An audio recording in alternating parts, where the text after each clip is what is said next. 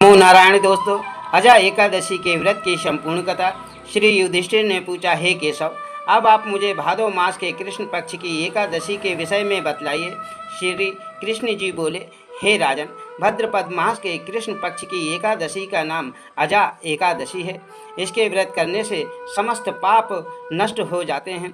जो मनुष्य इस दिन भगवान की पूजा करके भक्ति पूर्वक व्रत करते हैं, उनके समस्त पापों का नाश हो जाता है। प्राचीन समय में राजा हरिश्चंद्र नाम का चक्रवर्ती राजा था। वह अत्यंत वीर प्रतापी तथा सत्यवादी था।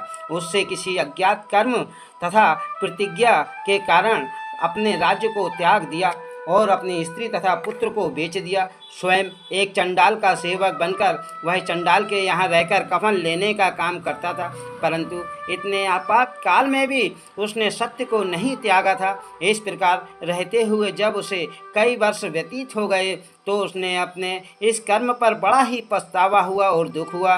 तब वह इसके मुक्त होने का उपाय खोजने लगे और हर समय यही चिंता रहती थी कि वह कैसे इस पाप से छूटें। इसी बीच में गौतम ऋषि से राजन की भेंट हुई।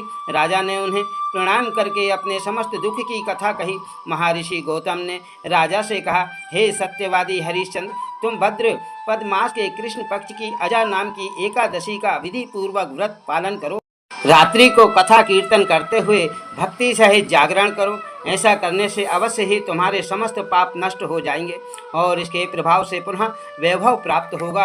और गौतम ऋषि वहाँ से चले गए। उसके कुछ दिनों पश्चात अजा एका नाम की एकादशी व्रत आने पर राजा हरिश्चंद्र ने मुनि गौतम के कहे अनुसार भक्ति तथा श्रद्धा पूर्वक व्रत धारण कर रात्रि को भगवान का कीर्तन करते हुए जागरण किया, जिसके प्रभाव से राजा के समस्त पाप नष्ट हो गए और स्वर्ग में नगाड़े बजने लगे तथा आकाश से पुष्पों की वर्षा होने लगी।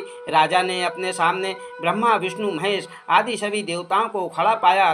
तब राजा ने अपने पुत्र को जीवित तथा अपनी पत्नी को 16 श्रृंगार सारे आभूषणों से सजा धजा देखा। इस व्रत के प्रभाव से उसे अपने राज्य पुनः प्राप्त हुआ और अंत समय में अपने परिवार सहित स्वर्ग लोक को गए।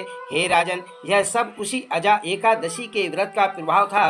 जो मनुष्य इस अजा एकादशी का व्रत करते हैं तथा रात्रि को जागरण करते हैं, उनके समस्त पाप नष्ट हो जाते हैं और अंत समय में स्वर्ग को प्राप्त करते हैं। महाराज, इस दिन बादाम छुहारे का सगर होता है। महाराज, धार्मिक कथाओं को सुनने के लिए इस चैनल को सब्सक्राइब और लाइक अवश्य करें। ओम नारायण दोस्तों, श्री हरि विष्णु सबका कल्याण करें।